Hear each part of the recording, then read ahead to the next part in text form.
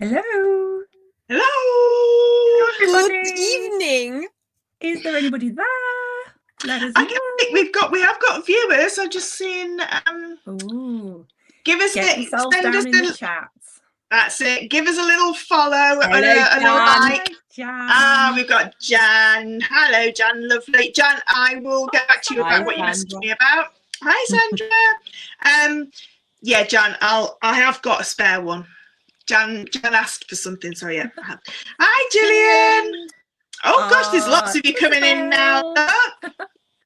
How are you? Don't forget, if you're watching and you can share, sharing is caring, isn't it, ladies? Sharing is caring. Can you share from YouTube?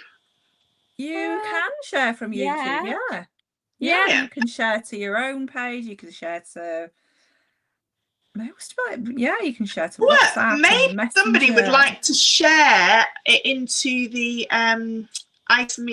social. Ooh, into iSocial. If anybody can do that, that'd be great. Jem, I didn't show you this. Look, Jem. Oh. Look what's up there. Look. Other way. Look other at way. That. Is it not there? 3D. Go point the other way. That way. Yep. Oh, is it up there? Yes. Yeah. Oh, is my thing? Is it flipped?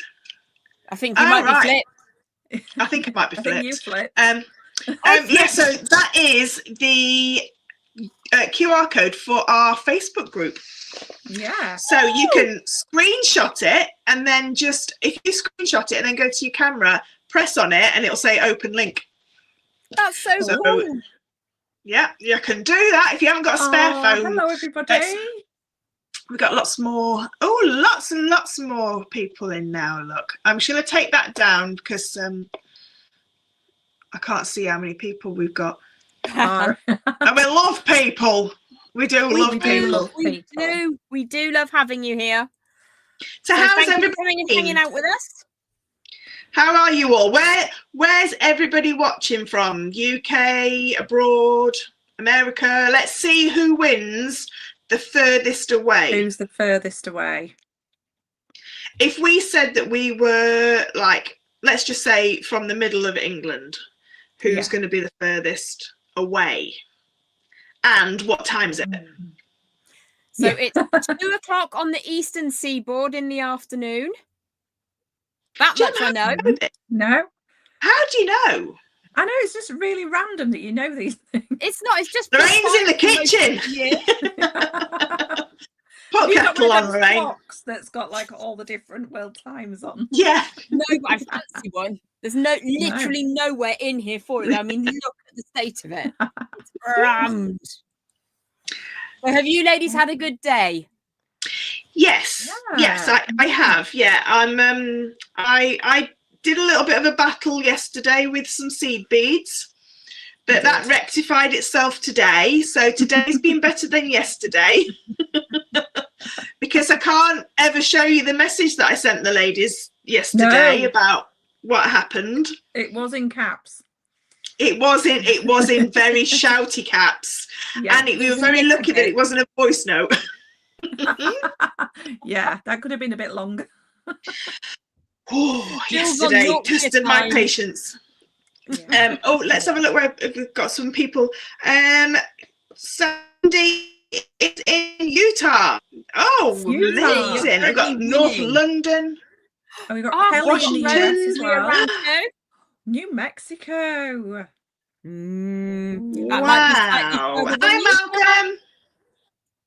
Yes, hi, Malcolm. Francis in North Yorkshire. North Yorkshire. Yorkshire. Sorry. Anybody from Devon? Is there anybody watching from Devon? Oh gosh, we've got Arizona. Mississippi. So can we now have a temperature report as well, please? Because we'd like a temperature report as well. I am blue fingertips today. Have you been cold today? Oh my gosh. Cold. Oh, it's been gorgeous here. It's been sunny, but it's just so chilly. Oh my gosh, so Oh cold. no, I've been roasting, and I did take my HRT as well, so it wasn't that. I didn't forget it today, so I know that it wasn't that. When you get a tropical moment. Yes. I have totally tropical moments, and then I think that I'm like nowhere near the UK, that I'm in somewhere very, very hot. Mississippi, 90 degrees. That is warm. Now, what's that in? What's 90 degrees in Celsius? Like is it about 30? In its 30s. Yeah. You don't just halve it, do you? Halve it and take a bit off. Divide 2 point something and then minus 32, or it's just maths, love. And that's a better way. Jan says she has power surges. That's I like that, Jan. I like the power surges. Yeah. We like well, we don't like the power surges, but I like the terminology. Yeah. Oh, Malcolm, am I watching from? Oh, you in St Austell? Nice. Oh. Sharon says it's in the 80s there. Keep looking at houses down in Devon, Dorset, Cornwall, and the New Forest. Come and live with us here. Come and live down in Devon. It's like it's amazing. Although I did read a very nasty report about Ilfracombe, and I was like, how dare you about our lovely Ilfracombe? It said it was like Chernobyl. I was like, no, it's not. It's absolutely beautiful. Yeah, there is a few like boarded up shops, but there is everywhere now, isn't there? There is everywhere. Yeah. I've never been to Chernobyl. I don't know. Maybe I'll like Chernobyl. We should all move down there, actually. Yeah, wouldn't it? I think amazing. Honestly, just so lovely to go. If anybody lives by the beach, just to say, do you fancy an ice cream on the beach? And you just 5 minutes, you're there. Yeah. It is lovely. Where I live, living the life. As inland as you can get. It's so far from, in the UK. Obviously, literally live America's a little bit further. Yeah. Well, I used to live in Borsal Common. Meriden, which is the next village along, is the centre of England. There is a plaque in the pub that is the centre of England. Yeah, so I used to go and stand on the centre of England, and you're nowhere near the sea. And I'll bet there was still a gull wandering round. Well, no, there was a bloke in the village with a boat, and I'm like, what you got a boat for? And like, it was it was a rib. It was a seagoing boat. Like that. A bit like the Swiss Navy. Yes. What's that about then? Don't get it. Bless you. I guess 32, and it is 32. And that's all. Wow. That's just guessing. Oh, Sharon says that she used to live always lived by the ocean, and I can't see that one because there's something in the way. New Jersey and Hawaii. New Jersey and Hawaii. Oh, there we go. Oh, wow. Amazing. Right then. So, what are we talking about today, ladies? Well. We're talking about how to adequately and then better than adequately photograph the things that you make, either for your social media platforms or indeed for selling aforementioned items. And it's something that takes a little bit of getting used to if you've never done it before. So that's one of the things we're going to be talking about. And another thing we're going to be talking about on today's social live, icons and how they can impact your work. And I'm going to let somebody else talk now. Yes, this is something that I absolutely love. If you are in a rut of what to make and you're looking at all your gemstones or all your beads and all your paraphernalia and you're like, I don't know what to make, best thing that you can do is pick an icon and say, what would that person want to wear, and make a piece of jewelry for that person. And it literally then takes away all your, but what if I get that? You don't have to think because you've got that person, you know their personality, or you don't know them personally, but you know their perceived personality, their character and everything else. And you can either make it for a movie, if they're a film icon, or if they're a music icon, you can make it for something that they've sort of like a song or something like that.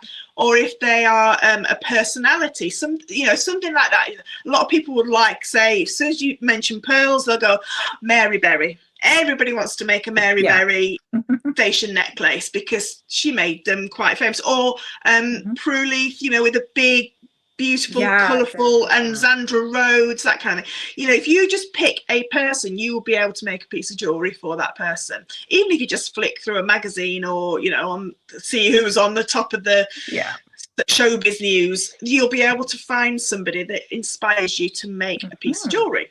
So that's what we did. Definitely. We did. I nearly didn't, but I've done it now. After yesterday's little fiasco. Jan saying that she was a bit like that lately, and today ended up making a golden obsidian macrame bracelet. I saw that, Jan, but I haven't got around to commenting on it yet. But yeah, I did see it. It's beautiful. Absolutely. I'll have to go find that. Yeah, gorgeous. I think Jan put it in our right social as well. About 3.5 miles away from the sea and the beach. Oh, whereabouts? Beautiful. Yeah. Gorgeous. Right, so which icons did we choose? So obviously these are not our, but they can be your favourite icon. But for me, I chose my icon because I've changed my icon because I've changed my hair. It used to be Jane Mansfield, and now I'm on to Elizabeth Taylor. So I've gone the dark and mysterious Miss Taylor now, rather than Jane Mansfield when I was blonde. So that's, but you do all know that I am the goddess, Greek goddess, sort of like queen. So yeah, Cleopatra is one of my favourite Liz Taylor films. So that's where it all sort of like Have you ever seen a 1950s film, and the actress's name has just popped out of my head, but it's just called She? Look it up. Look at the costume design, because as a child, this film, I watched it once and I knew that I wanted to be a creative. I didn't obviously do a huge amount about it. Make a note of that. It's just called having a look now. It might be late 50s or early 60s. And like I said, you don't want to know what's just come up on mine. I dread to think. Classic cinematography. Please don't share that. Oh, I've done Fleurin.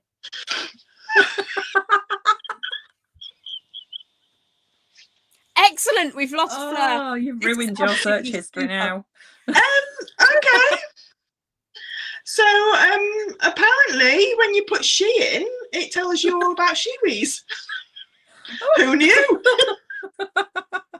Who knew? Not iconographic. It's not the 1984 she. No. There's a 1984 she. Classic. I'm having a look. 1965.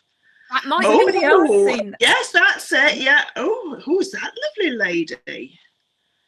Oh, is that? That's not. I cannot for the life of me remember her name now, and I knew it earlier. This is what happens when now. It's from the Hammer Film Production. So it's Ursula Andrews. Ursula Andrews. Peter Cushing, Bernard Cribbins. Very serious actor. John Richardson, Rosanda Montrose, and Christopher Lee. And it led to the sequel, The Vengeance of She. Ooh. Oh, see, I like these kind of films. I'm going to have to go and watch this. Because Ursula Andress, she is in Clash of the Titans. She is Aphrodite in Clash of the Titans, in the 80s Clash of the Titans. But more importantly, she was the first Bond girl. Honey Child Rider in Doctor No. Yes, she was, and wasn't she in Troy as well? Sorry, what now? She was in Troy as well, so I'm pretty sure Ursula Andrews plays Brad Pitt's mum in Troy, the film. Yes. I'm pretty sure that she plays in Troy. Her singing voice was dubbed in Doctor No. Jan says she was recently in Corrie. Sorry, what now? Jan says she was recently in Corrie. Was she? Ursula Andress. Wow. No way. That's insane. No, she wasn't in Troy. Who am I thinking? Who was in Troy then? I do remember her, the woman from Troy, but I don't know who it is. Oh, because she was only in it fleetingly. There is a film She in 1935 starring Randolph Scott. Oh my gosh, that is going back in time. Yeah. Wow. Let me see if I can. Oh, Julie Christie played his mum. Oh, she was a huge thespian. Very serious actress. Yeah. So well, I'm going to go and watch that film. Yeah. I had in my head, as soon as I saw it, she looks like Bridget Bardot. She was, I think the story is a little bit sad. Right. But the costume design was so inspirational that it's just stayed with me all these years. It's a long time since I was a little girl, so. Yeah. Wow. It must be some film though to make that bigger impact on you, that you know it stays with you and it's something that you always go back to. Definitely. I would have been about 6 or something silly when I saw it. Repeated on a Saturday afternoon in the rain. But we've just been talking about that, haven't we? Saying about with Tales of the Unexpected. Because Katie was like that, and we were like, it just brings back memories. She was in Falcon's Crest. Do you remember Falcon Crest? She was famous for the James Bond scene where she was coming out of the sea in her bikini. Yes. Yeah.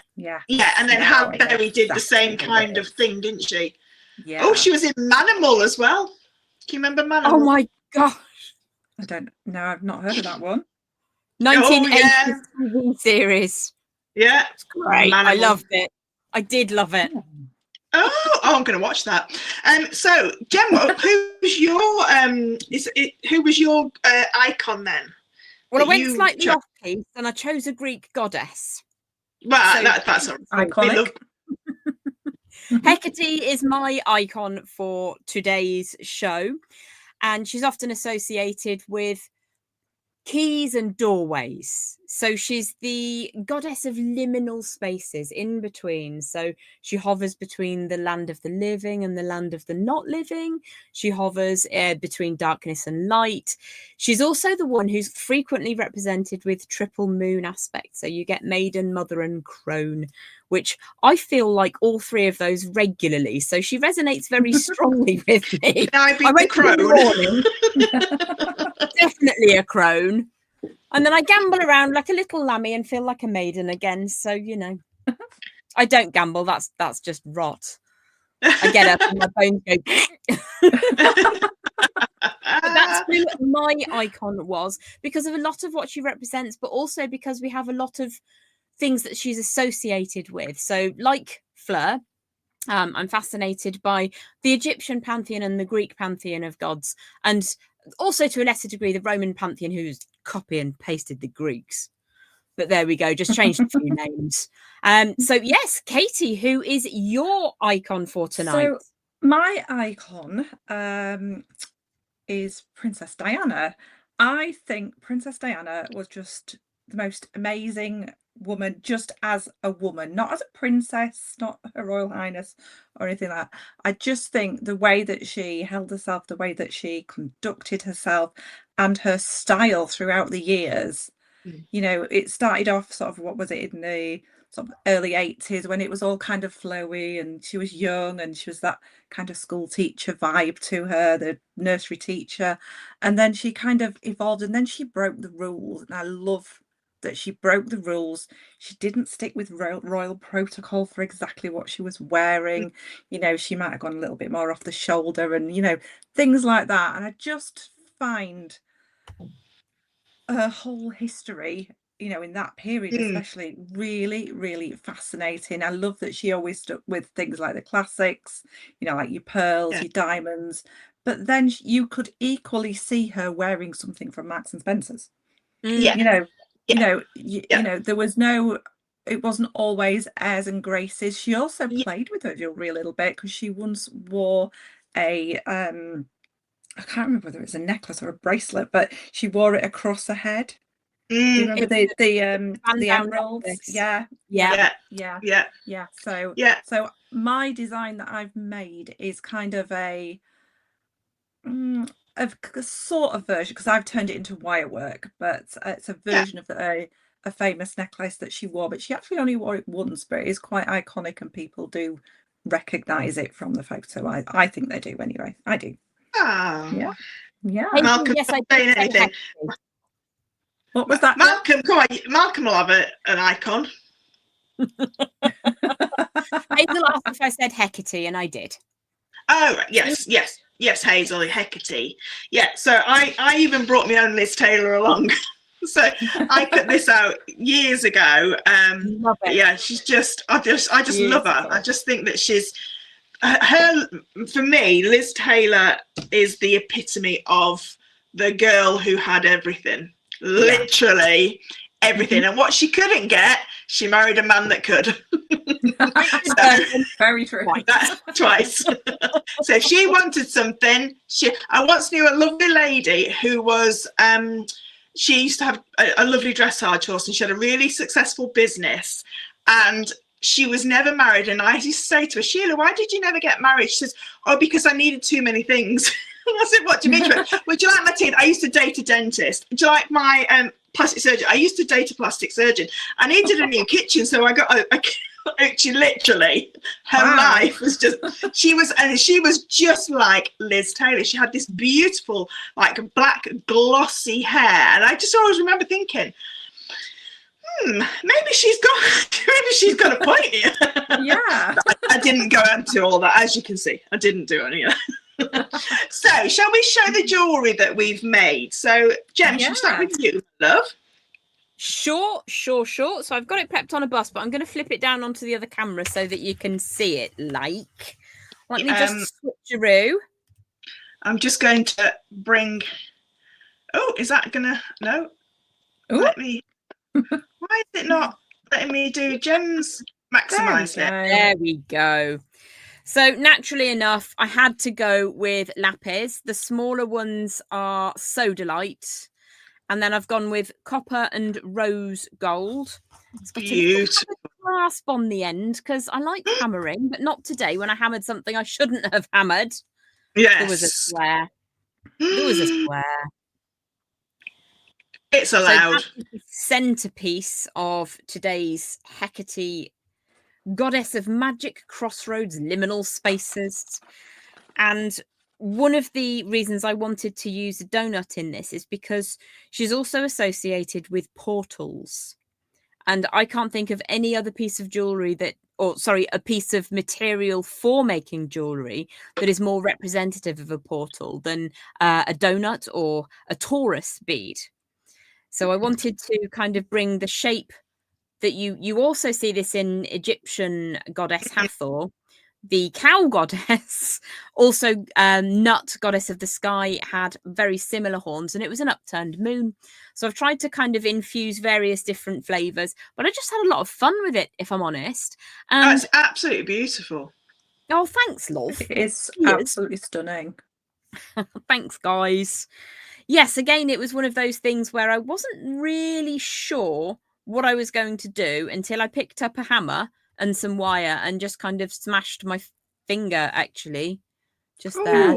And then I got over myself a little bit and made this. So I really enjoyed the process because there's something a little bit more there to direct you. I did do a sketch, which is horrible. I'm no artist, and it doesn't really look like that, but I think there's enough similarity to kind of work on it. Well, it doesn't matter. You don't have to do rendered drawings of pieces of jewellery. No, you know, as long as you just got a plan, and you can read your plan. It doesn't matter what it looks like. Nobody's going to see the plan unless you show it on YouTube. Yeah, exactly. There it is. I almost never. It's 1% of the time I'll sketch. Most of the time, I don't sketch very often. Yeah, it's just the way it goes. But yes, that is my Hecate necklace. Beautiful. Katie, do you want to show? Yeah, I'm just going to swap my camera over. Yeah, I'll just leave Jem's camera there then till I see yours. There we go. Oh, now I don't know how to thingy, do I? Hold on. Oh, now what am I doing you. now? That's me. Right. There we go. I don't know how to do what I've just done for Gem, though. How do I? I don't know. Oh, hang on a minute. Oh, I've got it. There we go. There we go. So I have got a couple of other pieces which I thought represented the sparkle and glamour of Princess Diana. But this is my version. It is not exact, so please don't be like, oh, that bit's not right. It's not exact because I had to transfer it into wire. But this is the Swan Lake piece of jewellery. So the necklace, there were earrings. These are not representative of the earrings at all, but it's got these beautiful marquee shapes, and then it was all encrusted in absolutely beautiful diamonds. I've actually just used fire polished beads for this, which are AB coated, really, really pretty. And the original had actual pearl drops. These are ovals, but I just thought the iridescence of them was really, it fit well with the AB, and I've just popped it together in a style of the necklace that was worn. So the original necklace was created by Gerard. That was the crown jeweler at the time. That was 1997, and it was only worn by Princess Diana one time. Wow. And that was for a gala performance of Swan Lake by the English National Ballet at the Royal Albert Hall. It's been worn by many other people since, but it was a very beautiful picture of her, and she wore this really like ice blue dress and then this beautiful necklace, and the dress, even though it was stunning, it let the necklace be the star of the show.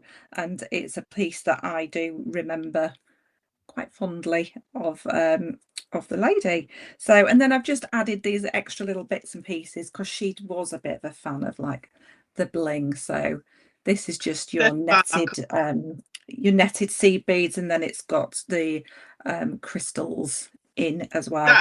And this is exactly the same. So outstanding. Yeah, so they fit so beautifully. I bet they're like fabric. Yeah, they're just like the fluidity of them is absolutely gorgeous. And that one, it just made friends with the clasp of this one, but that one had a bracelet to go with it as well. But I haven't made them recently. Those were in my little treasure trove of things that I've made in the past. So yeah, that's my my little ode to Princess Diana and a bit of sparkle. They are stunning. So let's see what you have made, Fleur, if you can swap screens again. Let me see if I can do it. I don't know if I can. Thank you, everybody, for your comments. That's really kind. Right. So yes.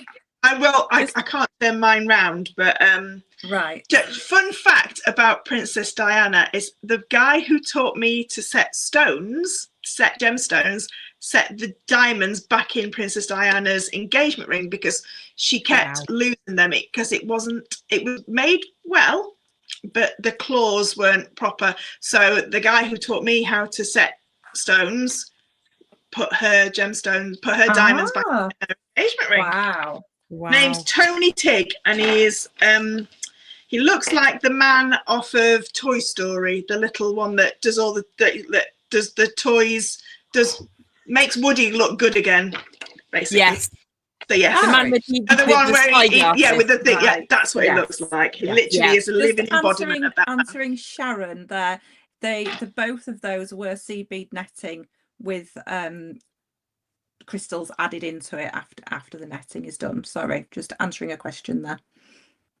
Right, so mine aren't as grand, but mine have come with a whole heap of pain. Yours are beautiful.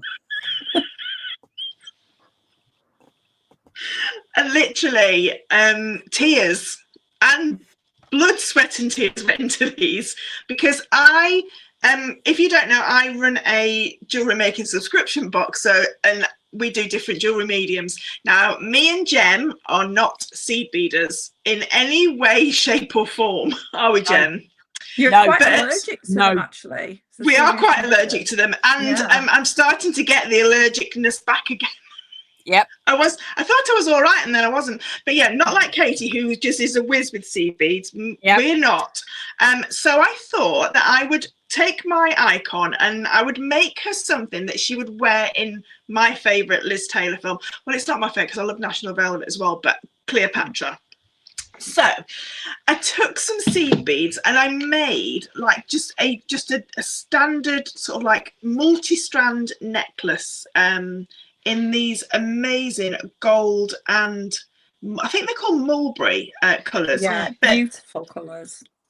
This necklace has been made twice because yesterday I cut the wrong strand. And if you want to know what all these seed beads look like on the floor, I can tell you, because they all went everywhere. So you have to think, right, I need to rethink of my design. So I did all that and I've problem solved it after I'd cried a bit. And I did it. So this is the necklace, and it does look really, really nice when it's worn. I'm just praying that it doesn't all fall to bits. But I didn't have any blues. I would have put like a royal, like Gems Lapis blue in there as well. So that is the necklace, and then I made a pair of earrings. So one of the designs from this month's box was a design that I've always wanted to make, and I've never known how to make it.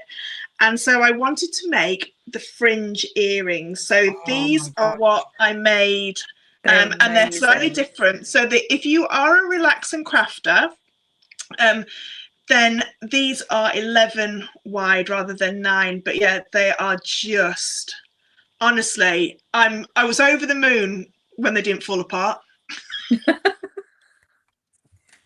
They are beautiful. They are beautiful. They are just stunning. But I just thought that would be something that and if you remember, some of her costumes in there were a little bit scantily clad, but she didn't always wear the great big collar necklaces, which are like, I mean, I've got a chainmail one here. So these are the kind of things that I love making, these big collars. But I didn't want to be I didn't want to just think, oh, well, you've seen these kind of things before. It looks like a bra. It's not a bra. It's a necklace. Just thinking. But yeah, so these are the kind of things that I would normally make, but I wanted to challenge myself. And also, if you were on the Relax and Craft with me yesterday, you'll know my ulterior motive is that I'm going to Paris at the end of November, and I had a lovely pair of trousers and a top. So I thought, do you know what? I'm going to kill more than 2 birds with 1 stone. I'm going to make something that I can wear, and I'm just praying that in a minute they don't just all let go. I don't think they will. I think they'll be fine. They won't. They're absolutely beautiful. But yeah, so that's what I made. That's what I made. So yeah, I pushed myself out of my comfort zone and cried. I only stabbed my finger once. But there was a little bit of a payment to the seed bead god. Obviously, it worked because the necklace is still holding up. Yeah. So, okay, you have inspired me to have another look at the earring design. I'm going to give it a go. I'm going to find the seed bead. You made your earrings as well, which you're going to be. But Gem's not shown anybody yet, other than the Relax and Crafters. Have you, Gem? It's coming live tomorrow, and if it's the subtitle of the video for the Tuesday upload is seed beading for the people who are terrified of seed beads. So mine are nowhere near as grand as Fleur's, but they're beautiful. They are gorgeous. Hang on a minute, Gem. Hang on. Let me just get that in the right light there. So they're not as grand. You could make them bigger and wider. And it's just using chain and head pins. And if I can get 20 seed beads on a head pin, so can you, because the pain that we are sharing today, Kelly has also said I did that with a wire weave when I was 1 minute from finishing it. Yeah. So we've all had those moments where it all goes a bit Pete Tong, and I'm sorry about that. But I once did a workshop, and before the workshop, I asked people to pre-thread their beads. So they were threading thousands of size 11 beads. Oh, sorry, Jen. that was with like a spinner, a bead spinner. nice and Yeah. easy. Yeah. And just as the workshop was about to start, plus this one lady, I know she won't mind me saying, I'm not going to say her name, but she had actually she didn't have a spinner and she'd hand threaded them. Why can't I get And, this all back? and nearly all of her beads came off the wire. They were just everywhere. Oh, No. I'm so sorry. I would That's have given up at that point, but yeah. Oh, I'd have just cried and just I'd have just I'll watch the recording. I'll come back tomorrow after several pints. Fleur, can you just answer Sharon's question? Is Relax and Craft on YouTube, Facebook, or something else? It's everywhere, isn't it? It's everywhere. We're everywhere. So it's the website is relaxandcraft.com, and there is a Facebook group for subscribers. There's two different kinds of subscription. You can do digital or physical box. And this wonderful lady who is front and center at the minute is next month's designer. So if you love Gem's designs, then Gem has designed. Maybe she'll just give a quick. Oh, I've just seen them and I'm a little bit jealous. I want this box. Why wasn't this my box? This box is Katie, you'll be getting the box. I will, and I'm going to make some of your designs. I am going to show a little tiny bit of the bracelet because I'm not really supposed to show overly much, but there's a little bit of whoop. And I'll just show one of the gemstone strands. Look at that. It's so beautiful. Somebody asked me if I had why won't it go across there? Hang on. Somebody asked if I had photoshopped the sparkle. The sparkle. I was like, nope. They are that sparkly. They are that sparkly. You know what, Sarah? I've changed my mind. I want a box next month. I'll send you all of them. All of the boxes. All the boxes will be going in. You know, like hungry hippos. That's me with those sparkly beads. Yeah. So they are our what's your style, Fleur? As style as in what? I'm a bit eccentric. But I love if it's jewelry making, I love chainmail and metalsmithing is what I love the most. But with the Relax and Craft boxes, we do all the jewelry making mediums under the sun.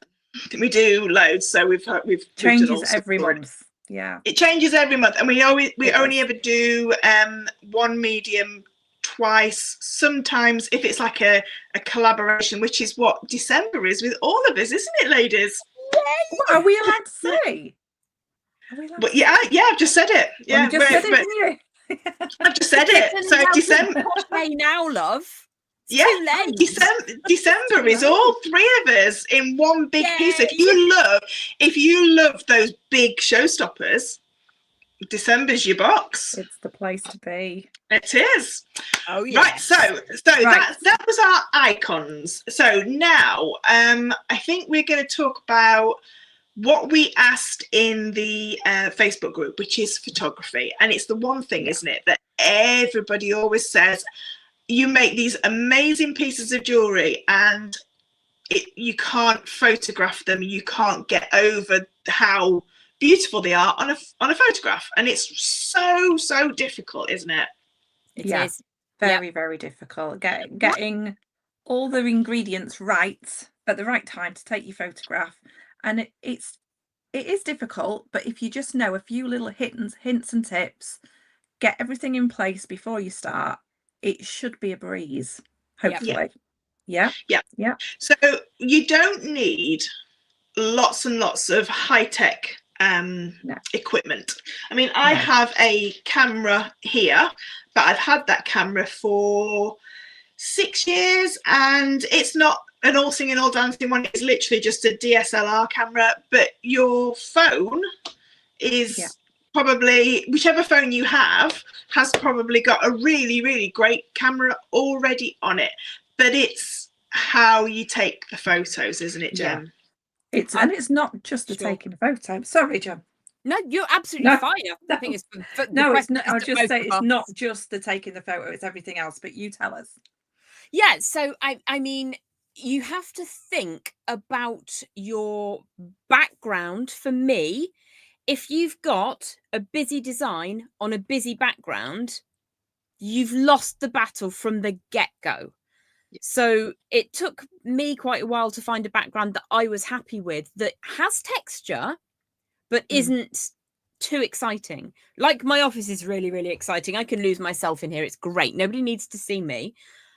But if my background was as busy as this, the jewelry would be lost. So for me, that is like the number one thing. Second to that, you really need to think about lighting. So in the summertime, I will run up the garden if the sun pops out from behind the clouds, using a diffused daylight through some trees that I'm lucky enough to have in the garden. You really can't beat it, but you can replicate it, which Fleur,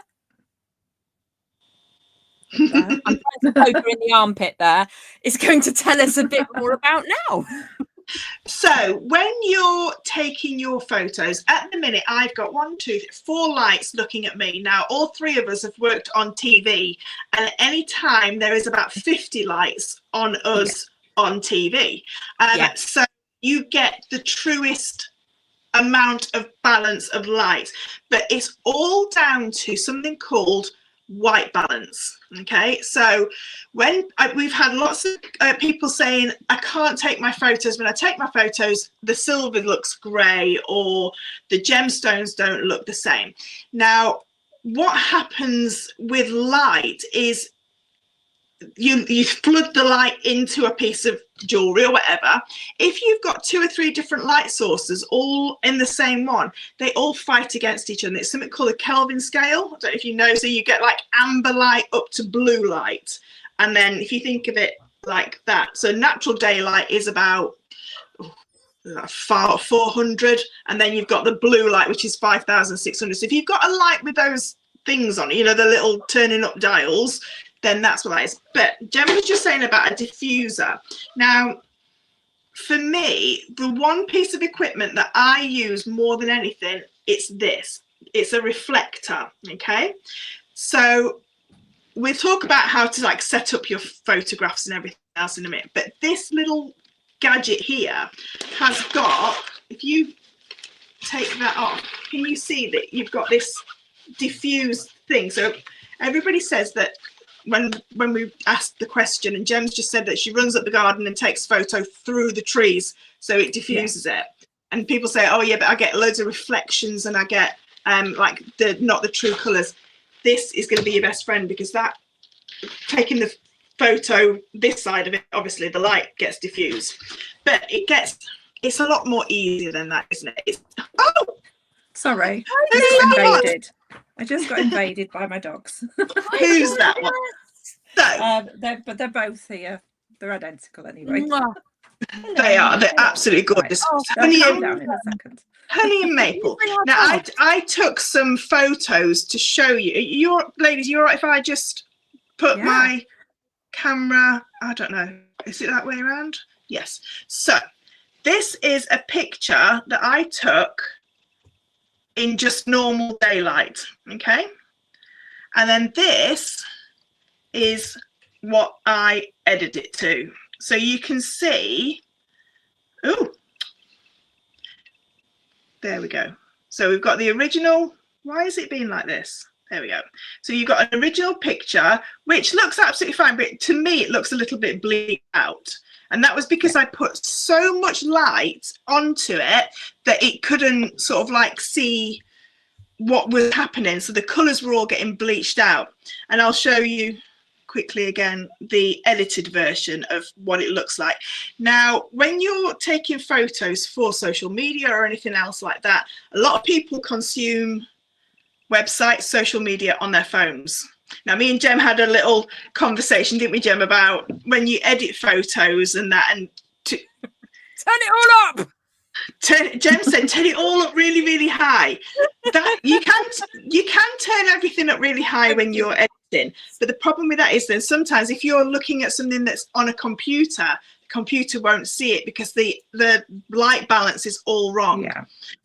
So what I'm going to do is, I don't know if I'll be able to do it on this because it's so easy to show you, but I don't know if it'll be able to show you. So can you two just chat about the compositions and things like that, and I'll just take my camera off and see if I can get it to point downwards, and I'll be able to show you easier how to take a photo. 1 second. Right, I'm just going to stop my camera. So go on. Talking initially about backgrounds, having a nice background that isn't too distracting is a really great place to start. And if you were to just have a sheet of white paper and nothing else, there are circumstances in which that can actually work, and I encourage you, we all encourage you to just try different things, different setups. Fleur, could you just mute yourself for a second? Oh, why am I? Is it making a horrible noise? It's pretty horrific, yeah. Oh, sorry. It was great. Adding a little bit of texture and changing the layers at which things are perceived can make it a bit more visually stimulating. Yeah. So definitely. when you look at a piece of fine art that was painted in the last 600 years, you'll see there are points of interest, and it's often referred to as the golden triangle. So you have these 3 points of interest that lead the eye to the thing you really want them to look at, and whether that's a lady's naked bottom in certain types of art, it could be almost anything. But adding that texture and adding layers really can enhance what your product looks like. Again, I will say that there are apps out there that will cut absolutely everything except your product, your jewelry, your craft, whatever it is you want to call it. So you can sometimes work with that. You can work with art. I've seen some beautiful photos. I think Zandra's with us tonight. And is it, Zandra, if you're still here, is it you that uses the AI background layering? And it looks fantastic. But there's really easy ways to add texture on your photographic setup. And it doesn't have to be at the garden. It doesn't have to be in your workroom. It doesn't have to be in your office.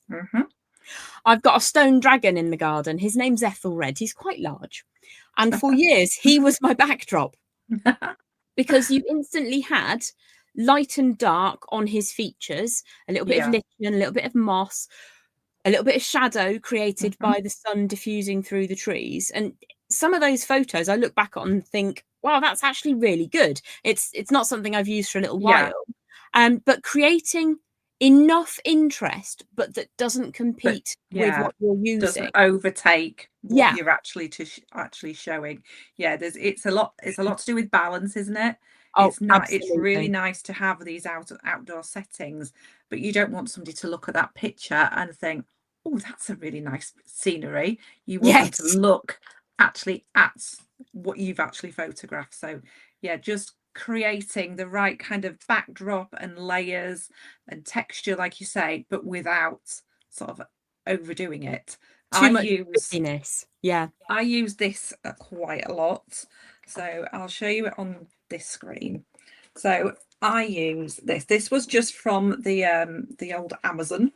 So it does have a little braces that hold it up, but it comes just white.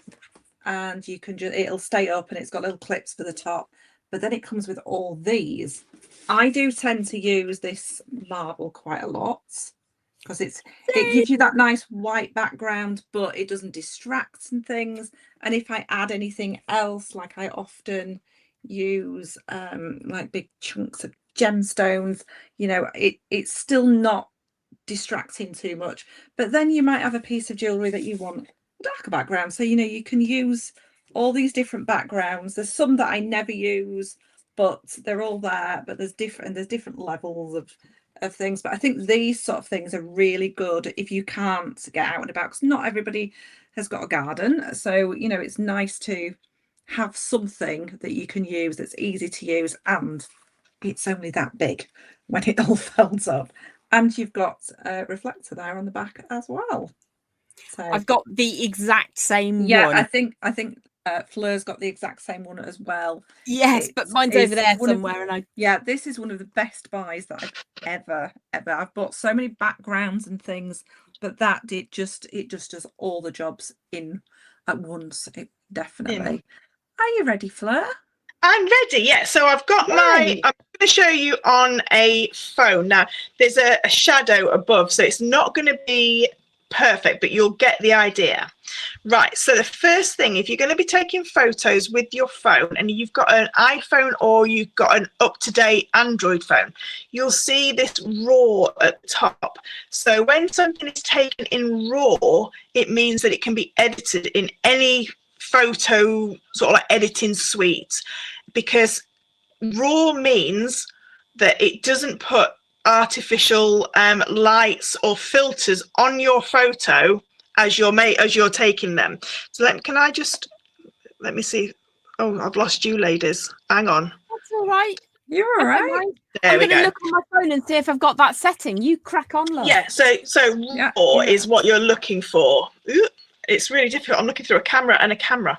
So can you see at the minute that doesn't look very. If I take a photo, it's okay. It's not a bad photo, but you can't see any of the colours because I've got so many different lights looking down onto here that it's not actually picking up any colours. So what we need to do is we need to tell it that we want a lighter light on there. Now, the way that you do that is these are auto white balance cards, but all you need is a white piece of paper and you hold the camera lens, let me just bring that over, until it says AF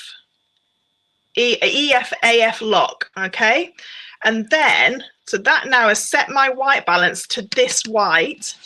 When I come back across and press it again and focus on that, can you see how the colours have changed? So let me see if I can show you. It's really difficult because it's a camera through a camera. So that was it, quite dark. And that was it, a bit lighter. But then what we can do is we can go to edit it, and you can either press the auto, which will then bring it up because you've set the white balance from this piece of card. It then will be able to lighten it all the way up or all the way down. And if you want something a bit mean and moody, then you can go all the way down, but obviously it can go a little bit lighter. Now, Jem, have you got an Android phone? I have, yes. I'm just looking at the settings to see if I can get RAW because it's not a great phone. You should be able to. Most of them do have the RAW version, but what you can do is you can just have a little play around with some of these. But the main thing is when you're taking your photo, and I really wish it would not be through a camera because through a camera is not the best way of taking photos. I'm just going to see if I've got something that's got a few different colours on it that I can show, lots of different colours. No, I don't. Oh, yes, I do. Hang on a minute. So if we take, for instance, this, let's do this because that's got lots of colours on it. So if I take a photo and get rid of everything.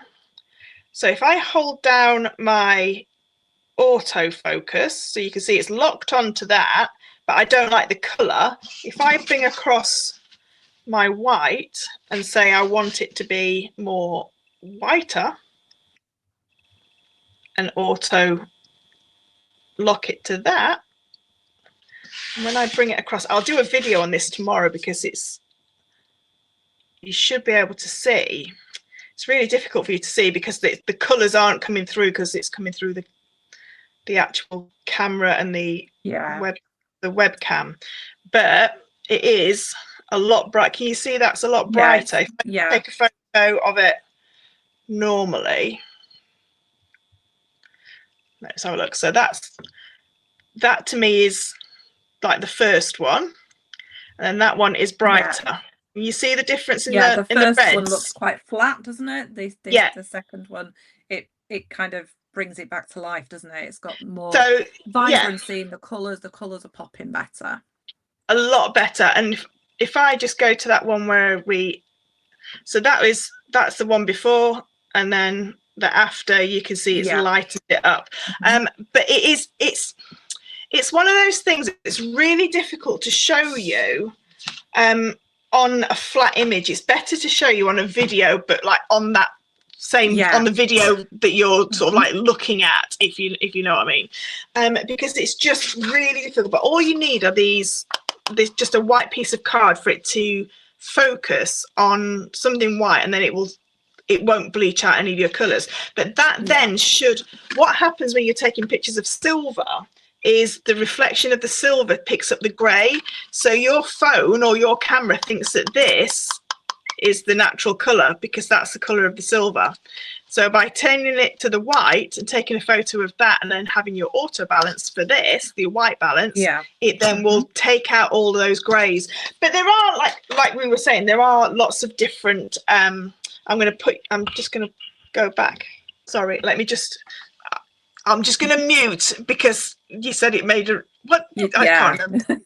It were a bit scratchy, wasn't it? It was. I've had a look on my phone, which is a Samsung A53. It's a fairly basic model. It's a couple of years old, and it doesn't appear to have the RAW setting.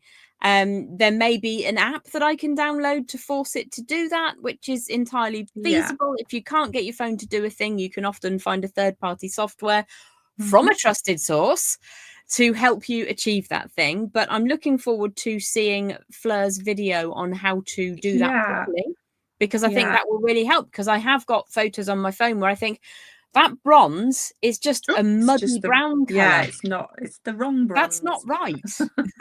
It's all to do with just getting it to autofocus on something that's white, and then you can go into it. But you can also do that kind of balance on any sort of like Photoshop or anything like that. I don't know what you use, but I tend to use just the Apple one because that's what I've got. I just stick to the Apple. And you could just pick up the little picker, even in things like Canva, that kind of thing. You can change the white balance in Canva. So you'll if you just look at the colors and just get a little picker, pick something that's white, and then it will take all the rest of the colors to what your eye can see normally. But there is still times when you take 50 pictures and all of them are just like, oh yeah. I think especially when you're with gemstones, sometimes they just don't want to play.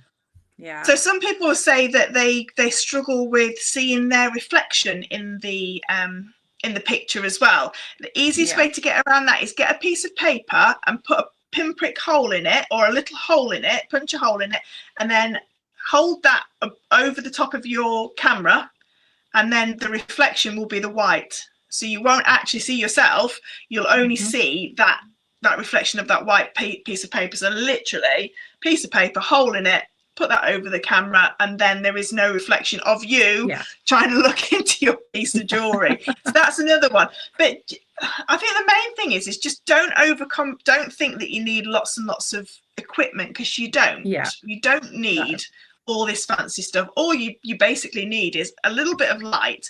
Now, when the guy came to do the photographs for me, he said, because I kept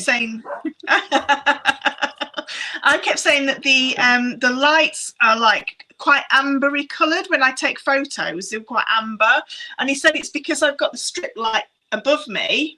Yeah, that was putting out all the pictures, so that's why that light's off. The backlight's fine, but yeah.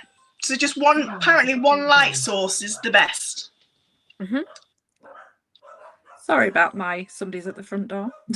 Well, they've got to tell you, they wouldn't be doing I can't find the RAW on my other phone. It's only a couple of months. Jill, what kind of phone is it? Is it a Samsung, or is it an Android or an Apple? Jill's is an Apple. Mine has it. So if you go to settings, camera, and it is in, if you go to your camera control,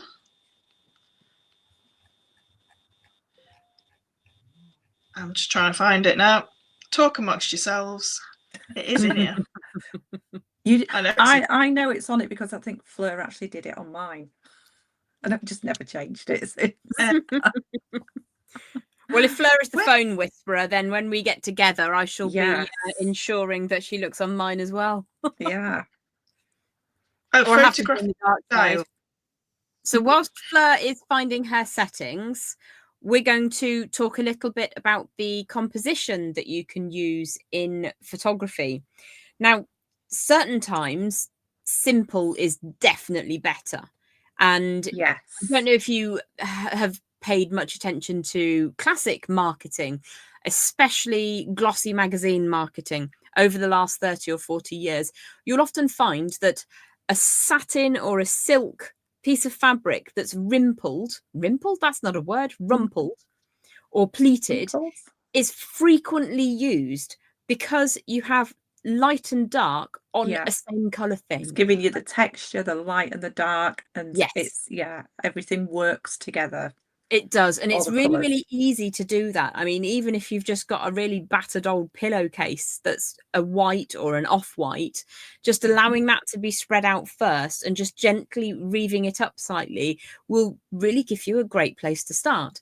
One of the things that I am guilty of is going and collecting samples of wallpaper. Now, I do that. I don't get silly with it, but I started doing silver clay about 10, 11 years ago. And one of the things that you could use to texture your silver clay and probably other metal clays would be wallpaper samples.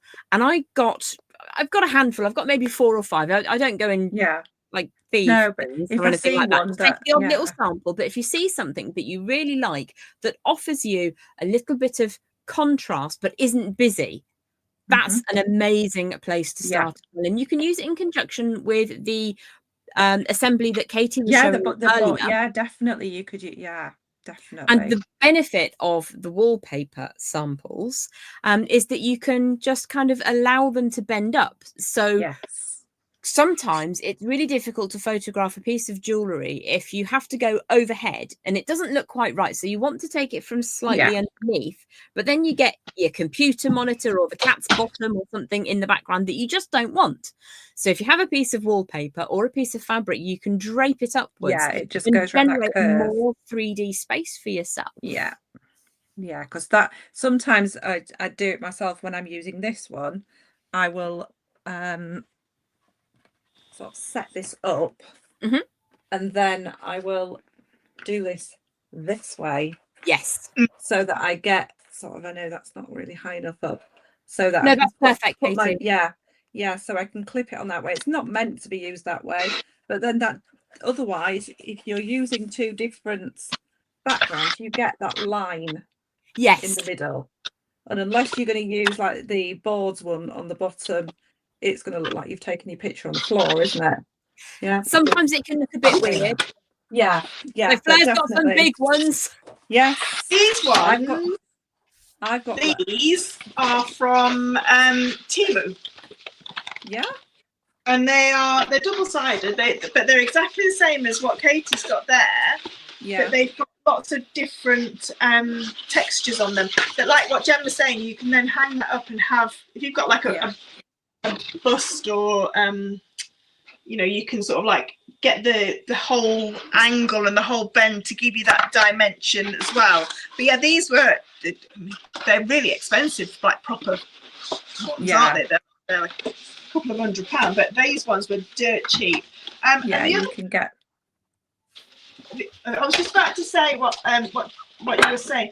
If you get mirrors like this as well, just thingy mirrors, and put them down and put the jewellery on the top, the light then bounces back up onto the piece of stick like that. And then when you take the photo, you can get some really cool effects as well of that kind of thing. I treated myself to a photography sphere. My husband calls it the crystal ball. I've not used it yet. And what it does is it inverts the image around it. Is it this? Like these? No, it's a pure sphere. Oh! I love these. These ones are brilliant for that kind of thing as well. I've not used anything like that. Chaos. chaos is ensuing. Go over there. Everything just fell off. Shh.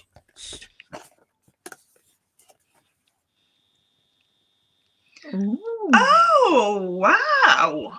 I'm so confused. I had it upside down. So yes, So- it's just a pure glass, like a Ooh, leaded. I'm going to have to look beer. into this. What's it actually called? I'm going to write it down. I can order some more in. Photography crystal ball. Oh, is that Ooh. Ah. so it's more about landscapes, I think. But I want to experiment with it to see if it's going to be any good for what we're looking at. Ooh. So that's something to try. Oh, you can trial it then for us all. I'll let Yeah. you know how it goes. And there's just a creative old crap that was in the way. I use filters as well on my iPhone. So this is a newer phone rig. So your phone it sort of lifts up. You put your phone in there, and then you clip that down. It's metal, so it's really heavy, but it's got a really good remote control on it as well. But then these filters go on there as well. And I love taking photos, so I love all these kind of gadgety I know things. you've got all the gadgets. But this one is the one my favorite. So this is the one that's like I'll show you. It looks like sunglasses. So do you know sometimes when you take a photo and it's too glary? Yeah. This one, when you turn it, it lets more light in. Can you see? That's so cool. It acts like, you know, the glasses that alter the light coming in. Like and polarized. It takes polarized. Yeah. So it takes the just the right amount of light out. So these are really great, and they literally just fit onto the back like so, and then just with your cameras, with your phone as well. But yeah, I love a gadget. I am a bit of a gadget queen. I'm so low tech by comparison. I know. I'm just there with my phone going the same. Stay still, lean on a thing. But it's still, I mean, even when I had all those photos done, when Dino came over and took those photos, and he has taken photos all over the world. He was like, oh yeah, I took Taylor Swift's photo, and on his main page it's like him and Ricky Gervais, so he's taken photos of everybody. And he took, and I got 70 images, and he took 1,200 images for 70. So it's not that you don't know how to take a photo. It's just that if you chuck a lot of it, then take a lot, something's gonna stick. Something will help.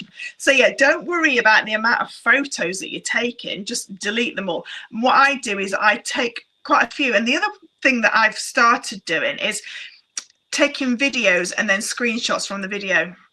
Yeah. So video.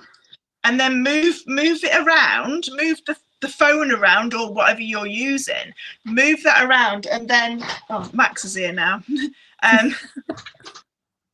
Just pull it. So you've got the dogs invading, I've got a child that's now invading. Oh, what's Jem going to get invading? Well, there was a fly earlier, but it's gone. Right. Say hello. Hello. To bend down so you can see. My little mini-me. What have you come over for? I'll tell you in a minute. Oh well, Mischief. I'll just mute, and then he can tell me what he needs, and then. Right. Bless him. So one of the other things with photographing jewellery is that whilst a lot of jewellery is for all year round, sometimes it's seasonal, and sometimes we will want to. It's like I was working with Mookite, and I've lost it now. Mookite, carnelian, and red jasper the other day, and it made me think just pure autumn thoughts. And I love the summer because I hurt less in the summer, and autumn brings a little bit more pain in all of the joints. However, it brings some of the most beautiful inspirational colours, and for me, that autumnal palette is huge. Yeah, so the best time of the year for me. I can often be found swiping little bits of nature. So I will be gathering pine cones or seed heads or a beautiful oak leaf with 2 acorns still attached. And for a period of a couple of weeks, all of my photographs are going to feature these things. Next week will be the week when my red maple tree just is the most perfect thing. And then for a period of about a week, all of my photos will have maple leaves in them. So you can be the same all the time, or you can bring a little bit of flavour in. And I like to bring a little bit of seasonal flavour. I like the little bit of flavour. I love bringing my pumpkins in. Yeah, pumpkins. Well, it's got pumpkins out. Oh, if all else fails, get your pumpkins out. Absolutely. I've got loads of them. What I'm going to say now. I've been look. I've got a pumpkin too. Ah, mine's in the car. Made by me, and I've made a big one as well. How did you make it? Crochet, little crochet pumpkin. Oh, so cool. That's gorgeous. So cool. And I've got these pumpkins. Oh, wow, that's sweet. That's I get chainmail ones. Yeah, seed beads. That video is on my YouTube channel for that. I got a chainmail one. Oh my gosh! Wow. I don't. That's even on my know YouTube. what my pumpkin necklace is. Oh, I've got the other guys here as well. I do. Hold on. We've got the bat and the ghost. Ah, I love them. They're gorgeous. Those are on my YouTube channel. Seed bead embroidery for those ones. Those guys. That I love that one. Do you know, it always reminds me of Cinderella. Yeah, yeah. I was thinking about doing a carriage, but I'm not really a princessy person.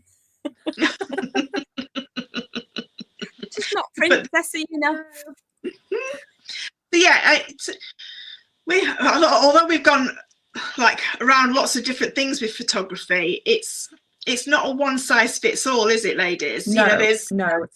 There's different styles for different pieces of jewelry, but it is just trial and error, getting used to your and have a look at all the I did put all the settings down. So if you have an iPhone, it's settings, camera, format, and then you'll find the raw in there.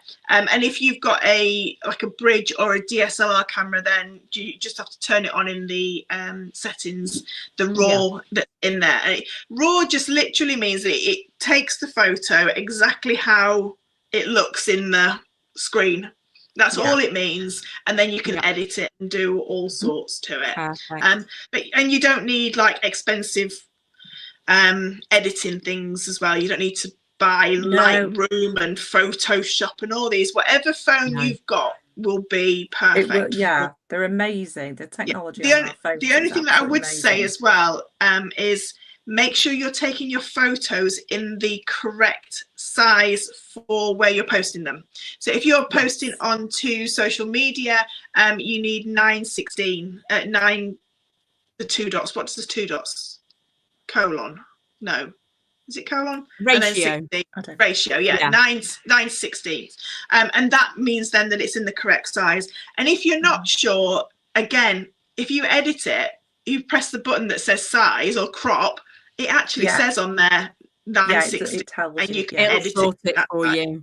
Yeah, so don't worry about that. But yeah, I saw a lovely piece of jewelry on a completely different Facebook page that somebody was taking, and they'd taken the photo and then Facebook had squished it, and you missed half of the beautiful piece of jewelry out.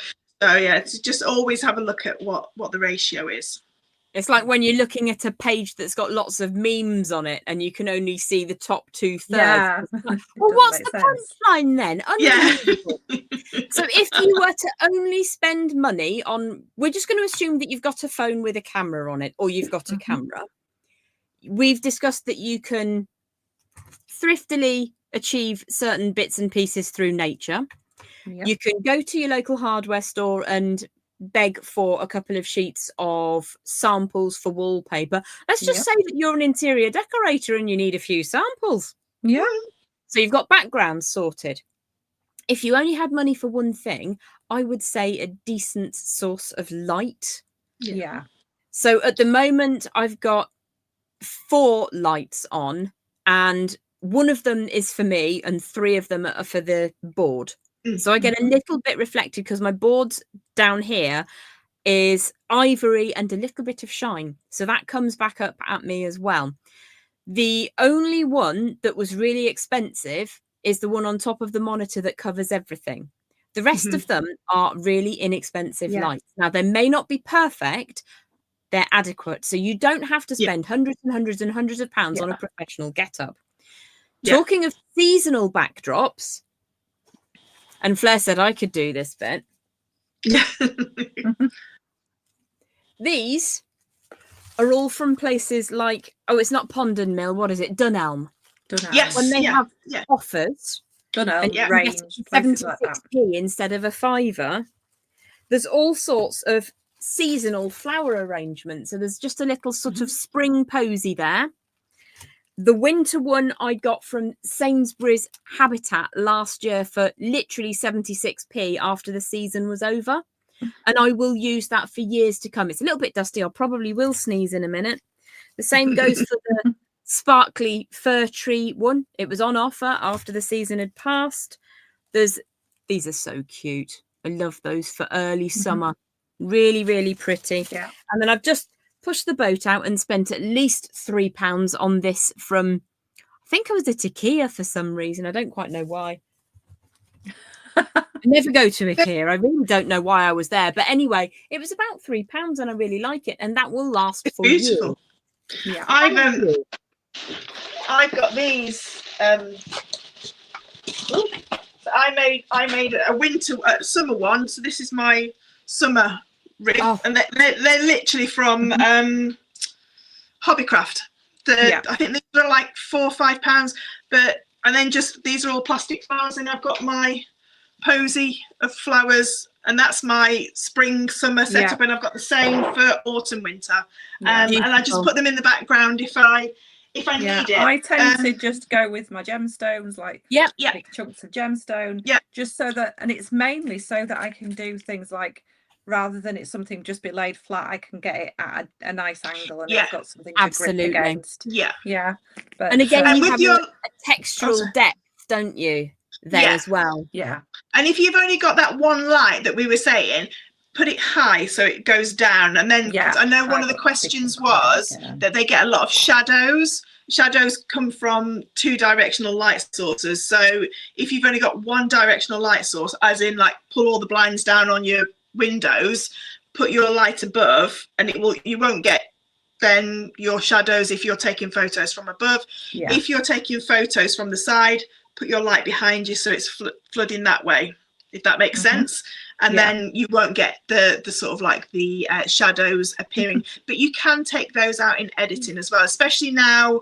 There's a clever little thing on like Canva and things like that where you can just erase. So you can go around and erase them out on that. And even just on the free version of Canva, there's so much stuff that it's amazing. So you can blur the background, that kind of thing. Jill says she objects to spending money that isn't on gemstones. It's true. It's true. I'm the same. I just gemstones only. But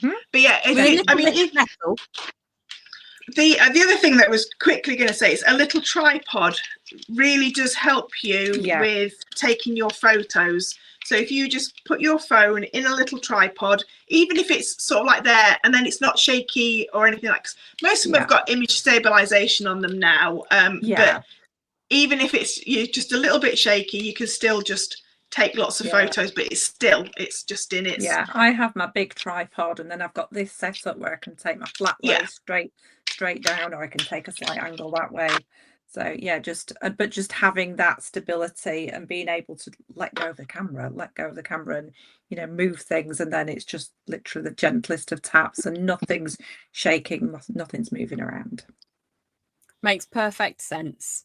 So you don't have to invest huge sums of money to get reasonable photographs. And if you're like me, I don't get to go to the beach very often because I live kind of far away, but whenever I go, Pebble will come home.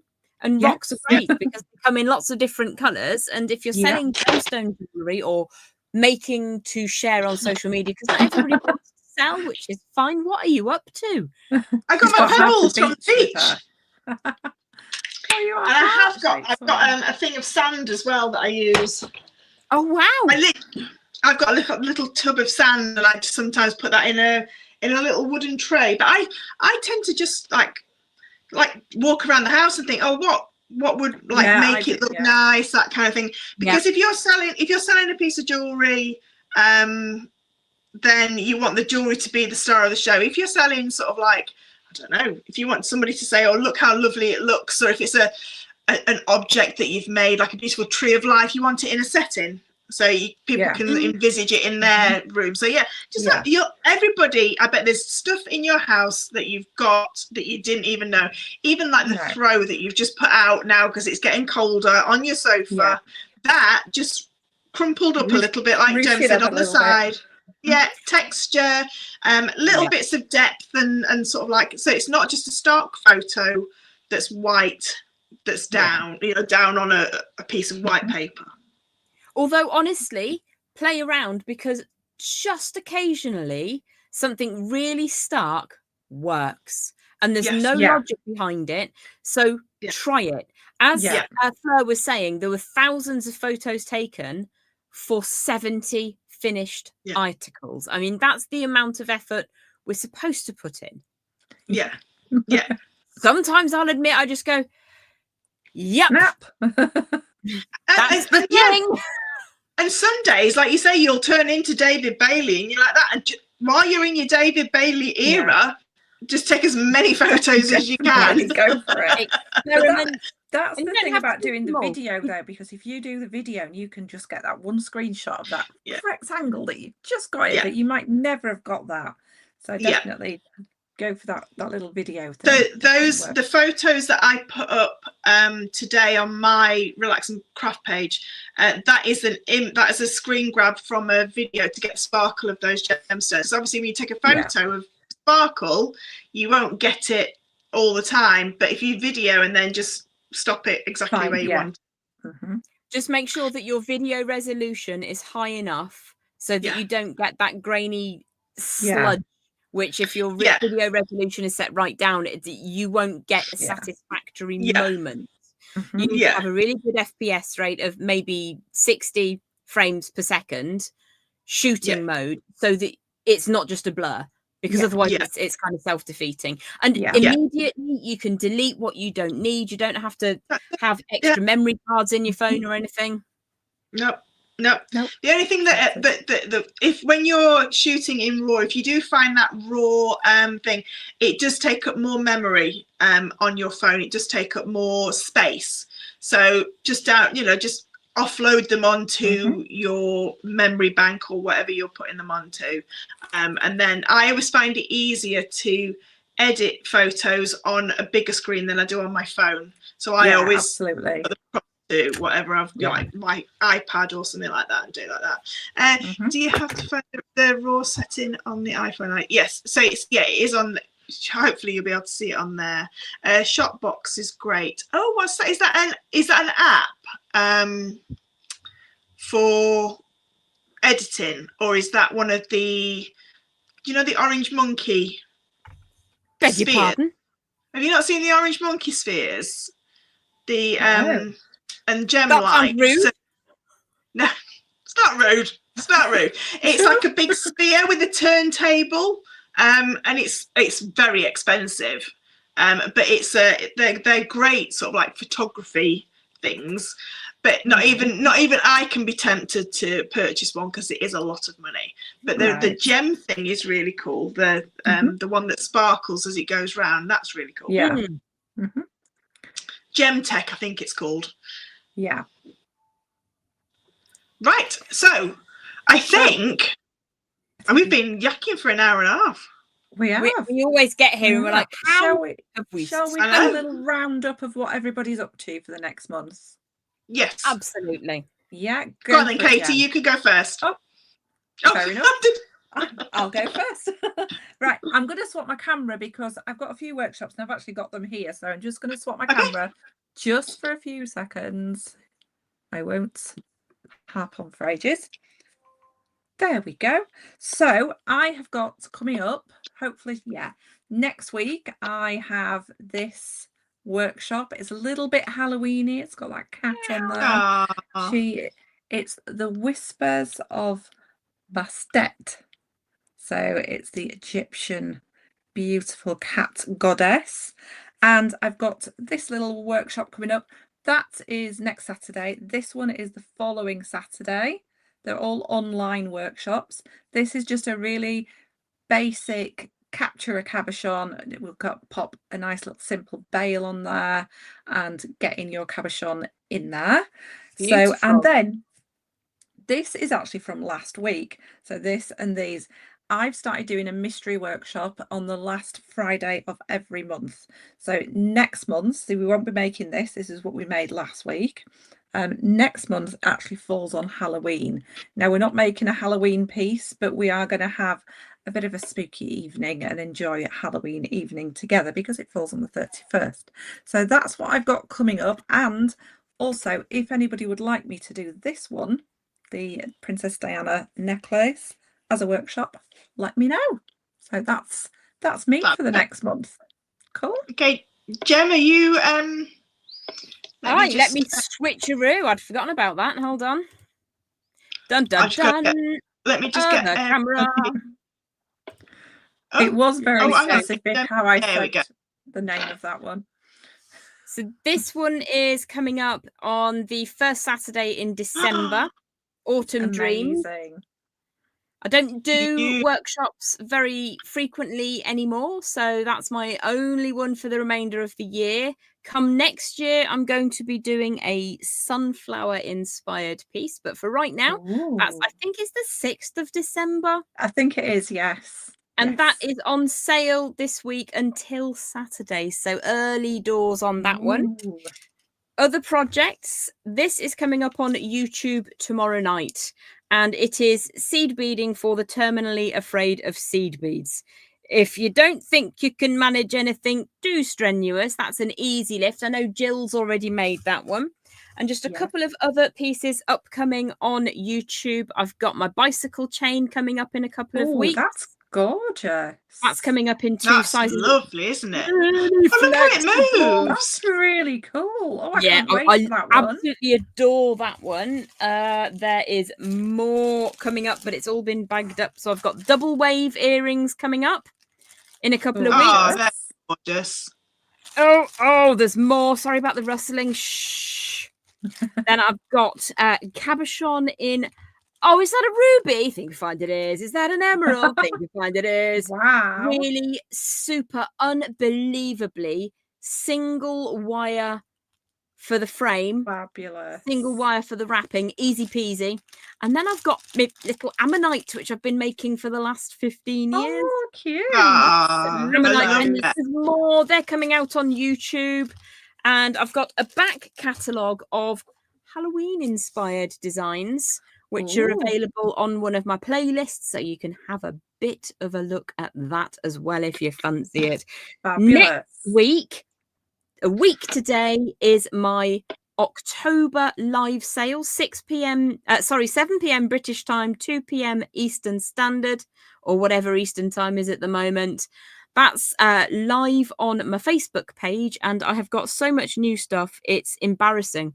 Lots of gifting stuff. I'm starting gifting early, so we'll be looking at things, all kinds of crystals and beads. But yes, that's coming up next week. Brilliant. Fabulous. And what have you got going on, Fleur? So I have got a YouTube tutorial on, and I haven't got it with. I've just been looking for it, but I can't find it. It's hanging up somewhere. But do you know when you just can't see it? The chainmail heart. So I've started a little series of help I can't do chainmail kits that I've bought from you in the past.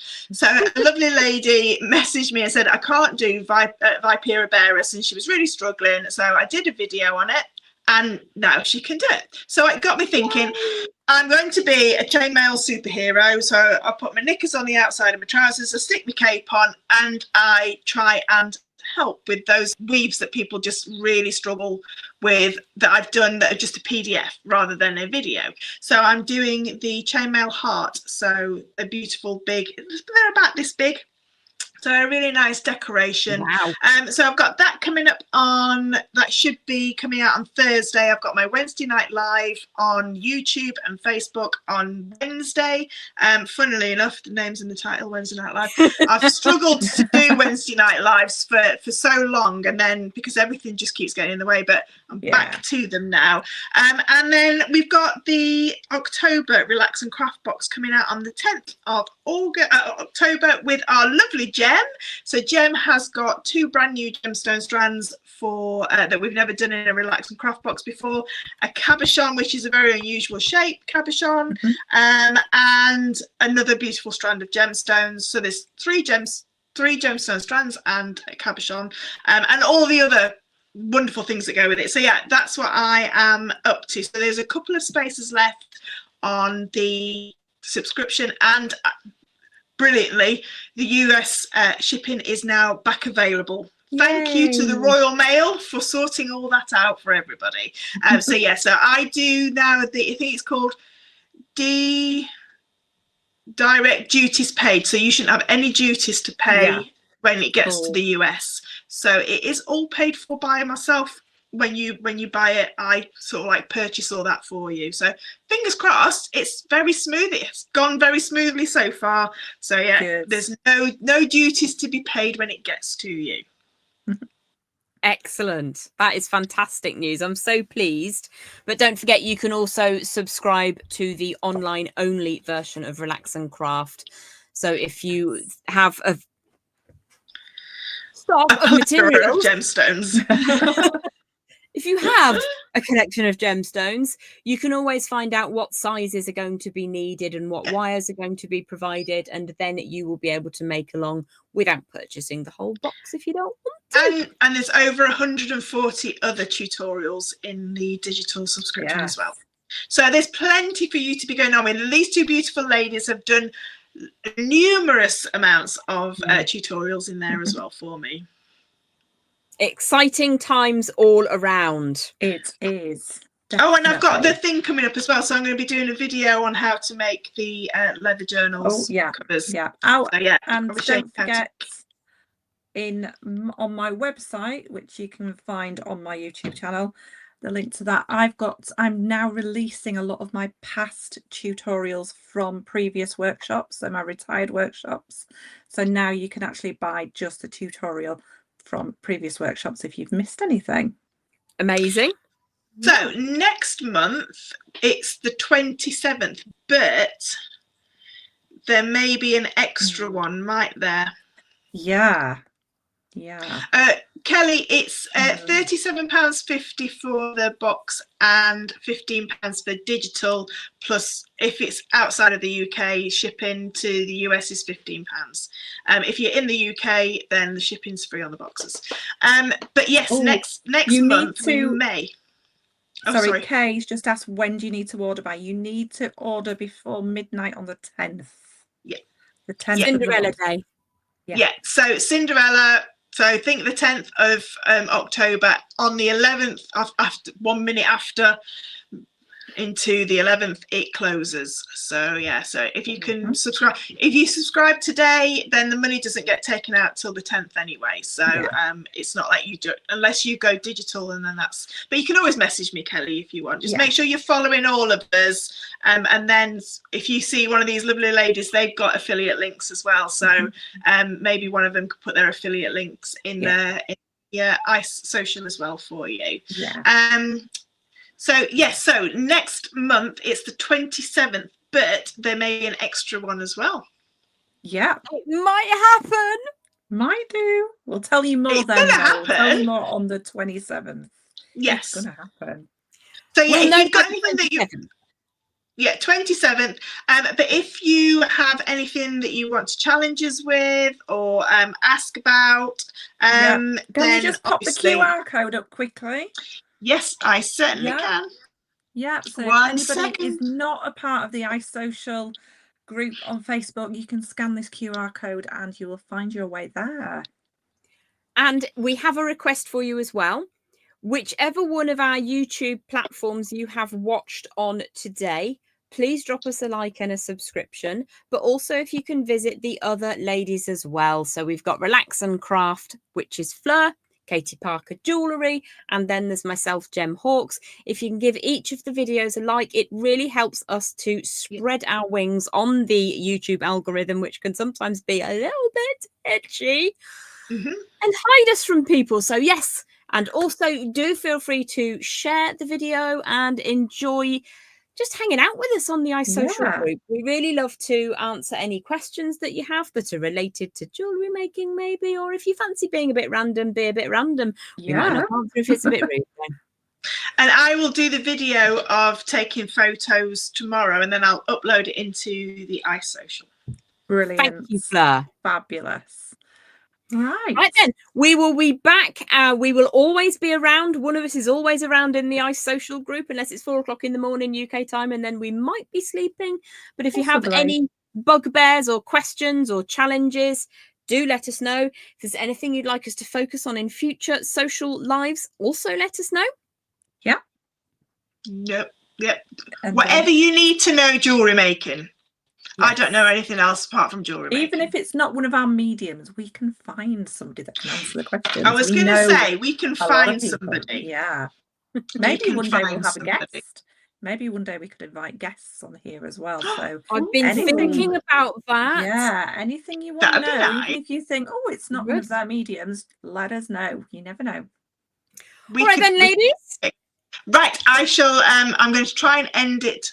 I think there's a video that plays at the end now, but I don't know. So let's see. I'm going to press the button and see. But thank you ever so much, everybody, for joining us. We really appreciate it.